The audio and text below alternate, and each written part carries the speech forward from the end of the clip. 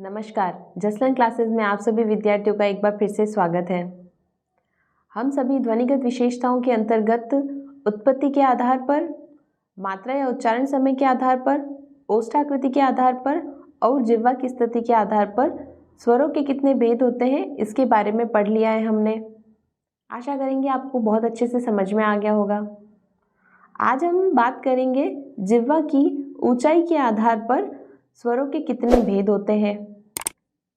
अच्छा, जिह्वा की ऊंचाई के आधार पर अगर आपको नहीं समझ में आए तो हम इसे ये भी बोल सकते हैं मुख के खुलने के आधार पर स्वरों को कितने प्रकार यानी उसके भेद बताए गए हैं। वैसे परीक्षाओं में भी यही आता है, मुख के खुलने के आधार पर, यानी किस प्रकार मुख खुलता है तो उसको किस प्रकार से जो स्वर है वो उच्चारित किए जाते हैं। तो हम दोनों ही बोल देते हैं, जिह्वा की ऊंचाई के आधार पर या हम कह सकते हैं मुख के खुलने के आधार पर स्वरों के कितने भेद किए गए हैं। इस आधार पर स्वरों के 4 भेद किए गए हैं। समृद्ध स्वर, दूसरे पे बात करते हैं अर्ध समृद्ध स्वर, तीसरे पे आता है विवृत स्वर और चौथे नंबर पे आता है अर्ध विवृत स्वर। सबसे पहले हम बात करेंगे समृद्ध स्वर के बारे में। समृद्ध स्वर किसे कहते हैं? जिन स्वरों के उच्चारण में मुख जो है बहुत कम खुलता है, अर्थात हम कह सकते हैं लगभग बंद रहता है। ऐसी स्थिति में उच्चारित होने वाले जो स्वर होते हैं वो समृद्ध स्वर कहलाते हैं। जैसे इनकी संख्या जो है वो 5 बताई गई है, री, ई और ऊ। ये 5 होते हैं जो आपने बहुत बार पढ़े होंगे, लेकिन हम आपको एक शब्द बताते हैं जिससे ये आपको 5 याद हो जाएंगे और वो शब्द है रिंकू। वैसे शब्द होता है रिंकू, बहुत सारे लोगों का नाम होता है, पर हमने क्या किया, र की जगह हमने री का इस्तेमाल किया है और शब्द बना दिया है रिंकू। तो री से आपको याद आ जाएगा ऋषि वाला री आएगा, उसी में हमने ई की मात्रा लगाई है तो वो से आपको याद रह जाएगा ई, छोटी ई और बड़ी ई, और उसके बाद आपको क में हमने ऊ की मात्रा लगाई है, वैसे आपको याद रखना पड़ेगा बड़ा ऊ और छोटा ऊ। तो क्या हो गया, ई, ऊ और री, तो शब्द क्या बन गया, रिंकू। तो बहुत आसान है, समृद्ध स्वर रिंकू, सब याद करने की आवश्यकता ही नहीं है। जिसको रिंकू शब्द याद है उसको समृद्ध स्वर सारे याद है, कोई परेशानी नहीं आएगी आपको। देखिए, हम छोटे शब्दों में इसलिए बता रहे हैं और आपको हम ये भी बताना चाहेंगे, परीक्षाओं में जो भी प्रश्न आते हैं ना वो सबसे ज़्यादा समृद्ध, अर्ध समृद्ध, विवृत और अर्ध विवृत के बारे में ही आते हैं और वो ज़रूरी है, इसीलिए हम आपको इसमें कुछ ट्रिक बता रहे हैं जो आपको जल्दी समझ में भी आ जाएगी और परीक्षा में भी आपको फ़ायदा देगी बहुत। ठीक है, तो समृद्ध स्वर रिंकू। अच्छा, दूसरे नंबर पे हम बात करते हैं अर्ध समृद्ध स्वर किसे कहते हैं। जिन स्वरों के उच्चारण में जिह्वा की जो ऊंचाई है वो समृद्ध स्वर की तुलना में कम होती है, उन्हें अर्ध समृद्ध स्वर कहते हैं। और अर्ध समृद्ध के अंतर्गत जो स्वर हैं वो 2 ही आते हैं, वो होते हैं ए और ओ। 2 आते हैं और वो होते हैं ए और ओ। अब याद कैसे करेंगे, कोई प्रॉब्लम नहीं है, वैसे हमने ओए शब्द इस्तेमाल किया है आगे, लेकिन हम अब उसका इस्तेमाल वापस नहीं करेंगे। आप ऐसे याद रखना, रिंकू था, है ना, तो रिंकू ने सबसे पहले क्या सीखा, बोलना ए और ओ। क्या सीखा, ए और ओ। तो रिंकू समृद्ध में और अर्ध समृद्ध में ए और ओ। बस आप थोड़ा ध्यान ये रखिएगा कि ऐ और औ का इस्तेमाल ना कीजिएगा, यहाँ पे ए और ओ मतलब एक मात्रा वाला ही इस्तेमाल करोगे आप, ए और ओ। समृद्ध रिंकू और अर्ध समृद्ध ए और ओ। ठीक है, बहुत अच्छी बात है। तीसरे नंबर पे हम बात करते हैं विवृत स्वर के बारे में। विवृत स्वर किसे कहते हैं? जब मुख सर्वाधिक खुला हुआ होता है तब विवृत स्वर का उच्चारण होता है।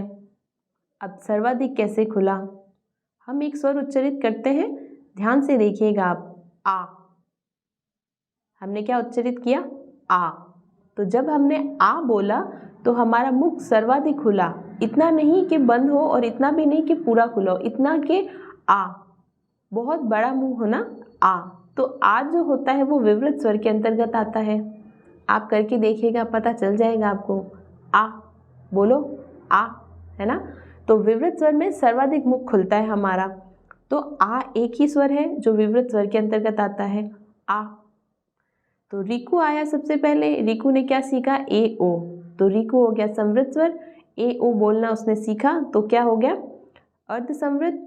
उसके बाद विवृत, विवृत में उसने क्या सीखा, आ, क्या सीखा, आ, तो विवृत में आ गया आ। और आ याद नहीं रखे तो आवी शब्द याद रख लेना आप, आवी, आ से आ और वी से विवृत, आवी। नंबर 4 पे हम पढ़ेंगे अर्ध विवृत स्वर के बारे में। जब मुख आ का उच्चारण हम कर रहे हैं उससे थोड़ा कम खुलता हो, उसे हम अर्ध विवृत स्वर के अंतर्गत लिखते हैं और बोलते हैं। अब इसमें जो है 4 से ज़्यादा, या विवृत में तो सिर्फ हमने आ ही पढ़ा था, लेकिन अर्ध विवृत में थोड़ा अलग है, तो उसे कैसे याद करेंगे हम। खुलता तो है हमारा मुंह, लेकिन उतना नहीं खुलता जितना आ के लिए खुलता था। तो इसमें आप एक लाइन याद रखिएगा, जो कोशिश तो की हमने, याद रखोगे तो अच्छी बात है, नहीं तो वैसे ही याद करना पड़ेगा जैसे हमेशा करते हैं सब लोग, ए ई ओ औ, है ना, ऐसे, तो वही करना पड़ेगा। तो कोई बात नहीं, आप कोशिश कीजिएगा, हम ये नहीं कह रहे आप इसे ही कीजिए, जैसे आपको याद हो वैसे कर सकते हो। तो इसमें हमने एक लाइन लिखी है, वो आप याद रखिएगा, ओ है अद्धो, ओ है अद्धो, ठीक है। अद्धो में धो की मात्रा लगाई है हमने, देखिए आप पे, ठीक है, 2 मात्रा लगाई है। तो ओ से आपको याद रखना है ओ, यानी वो कॉलेज वाला ओ याद रखना है आपको, कौ, ओ, ठीक है। और है में हमने लगाई है 1 मात्रा, तो यहाँ पे आपको याद रखनी पड़ेगा ऐ, ओ है अद्धो, ठीक है। अ से अ आ जाएगा, ओ आ जाएगा, ऐ की मात्रा आ जाएगी, और ध में हमने 2 मात्रा लगाई है, तो वो हो जाएगा औ। तो क्या हो गया, अ, ओ, फिर ए यानी ऐ और औ, ये हो जाएंगे अर्ध विवृत के अंतर्गत। तो आप इसको एक ही लाइन में कैसे बोलेंगे, रिकू, रिकू ने पढ़ना सबसे पहले सीखा ए और ओ, उसके बाद उसने सीखा आ, और आ के बाद उसने एक लाइन पूरी बना के क्या बोल दिया, ई है अद्धो, नहीं, ओ है अद्धो, ठीक है। ई है अद्धो हमने पहले कहीं इस्तेमाल किया है, लेकिन वो नहीं करोगे आप। यहाँ पे आपको क्या लिखना है, ओ है अद्धो, रिकू ए ओ आ, और आखिर में क्या आएगा, ओ है अद्धो। कोशिश कीजिएगा, याद ज़रूर होगा, और हमेशा याद लंबे टाइम तक रहेगा आपको, ऐसा हमारा विश्वास है। बाकी आपकी मर्ज़ी, हम आपको कहेंगे नहीं या रोकेंगे भी नहीं आप पे कि आप इसे कीजिए ज़रूर। तो ये हमने पढ़े हैं मुख के खुलने के आधार पर स्वरों के कितने प्रकार यानी भेद बताए हैं। अगले पे हम बात करते हैं, वो है मुख की मांसपेशियां या दृढ़ता के आधार पर स्वरों के कितने भेद होते हैं। इस आधार पर स्वरों के 3 भेद होते हैं, शिथिल स्वर, दूसरे पे आता है कठोर स्वर, और तीसरे पे आता है मध्यम स्वर। सबसे पहले हम बात करेंगे शिथिल स्वर के बारे में। जिन स्वरों के उच्चारण में मुख की मांसपेशियों में कम तनाव महसूस होता है तब शिथिल स्वर का उच्चारण होता है, और शिथिल स्वर के अंतर्गत आते हैं अ, ई और उ, छोटी ई और छोटा ऊ। इसे याद करने के लिए एक बहुत अच्छा शब्द है, ठीक है। तो अ, ई और उ शिथिल स्वर में अगर आपको याद नहीं रहे तो आप बहुत अच्छा एक शब्द है, अच्छा तो नहीं कहेंगे हम, बट बोलते बहुत है हम लोग, ठीक है। कोई अच्छी चीज़ नहीं होती है और हमें अच्छी नहीं लगती ना, तो हम मुंह से हमारे क्या निकलता है, ईयू, है ना। कुछ गंदी सी चीज़ देख लेते हैं या गंदगी कहीं हम देख लेते हैं तो हमारे मुंह से अक्सर एक शब्द निकलता है, और हम देखते भी बहुत हैं लोगों के मुंह से निकलता है, तो वो होता है ईयू, है ना। तो ईयू से आप याद रख सकते हो, ई फिर अ और उ, ठीक है, ईयू, छोटी ई फिर अ और फिर उ, ईयू। और अगर नहीं रखना है कोई बात नहीं, गंदा शब्द है नहीं रखना, तो आप सीधा सीधा भी याद रख सकते हो, ठीक है, अ, ई और उ, नहीं तो ईयू, ठीक है। तो ये होते हैं शिथिल स्वर। दूसरे नंबर पे हम बात करते हैं कठोर स्वर के बारे में। जिह्वा की मांसपेशियों में जब अधिक तनाव होता है तब कठोर स्वरों का उच्चारण होता है। अब कठोर स्वरों के उच्चारण के अंतर्गत जो स्वर आते हैं वो होते हैं ई, उ, ऐ और औ, यानी सभी बड़े वाले इस्तेमाल होते हैं। बड़ी ई, बड़ा उ, ऐ और औ। अब हम इसे कैसे याद करें? देखिए, आपने हमेशा अंग्रेजी में ए, ऐ, ओ, औ मतलब जो भी एन का इस्तेमाल हम करते हैं ना आर्टिकल्स में, तब हमेशा हमको एक लाइन सिखाई गई है शुरू से, क्या कि एन का इस्तेमाल क्या करना है, कहाँ पे होता है, जहाँ पे ए, ई, आई, ओ, यू लिखा हुआ हो तब आप वहाँ पे एन का इस्तेमाल कीजिएगा। तो आप क्या कीजिएगा, ए, ई, आई, इसमें आई है ना, उसको उड़ा दीजिए। तो हमको अच्छा नहीं लगा, आई हमने हटा दिया, ठीक है, तो आई हटा दीजिए। उसके अलावा ए, ई, ओ और यू, आप इनको क्या कीजिए, दो दो याद रख लीजिए। ए है दो, ई है दो और ओ है तो दो। दो से आपको याद क्या रहेगा, इस पर डबल मात्रा वाला आएगा यानी बड़ा वाला आएगा, तो वो आपको याद रह जाएगा। यू है तो दो बार यू लिख दो तो बड़ा ऊ हो जाएगा, छोटा ऊ मिलके बड़ा ऊ बन जाएगा। तो ऐसे याद रख सकते हो। सीतिल के लिए याद रखिएगा ई यू, अगर आपको याद रखना हो तो, नहीं तो अ, ई और ऊ। और कठोर में आप याद रख लीजिएगा ए, ई, ओ और यू। तीसरे नंबर पे हम बात करते हैं मध्यम स्वर के बारे में। उच्चारण काल में मांसपेशियों में जब हल्की दृढ़ता होती है ना, तब मध्यम स्वर का उच्चारण होता है और इसके अंतर्गत सिर्फ दो ही स्वर आते हैं, वो होता है ए और ओ। ए और ओ याद रह सकता है क्योंकि आपने, अगर आप ए, ई, ओ, यू याद रख रहे हो, उसमें से ए और ओ को नीचे रख दीजिए तो वो मध्यम स्वर में आ जाएंगे, ए और ओ। तो शीतल में हो गया ई यू और कठोर में हो गया आपके ए, ई, ओ और यू, यानी बड़ी ई, बड़ा ऊ, ऐ और औ। और मध्यम स्वर में हो जाएगा ए और ओ। और नहीं याद रहे तो अल्फ़ाबेट ए और ओ याद रख लीजिएगा, ठीक है। अब हम बात करते हैं जाति के आधार पर स्वरों के दो भेद किए गए हैं।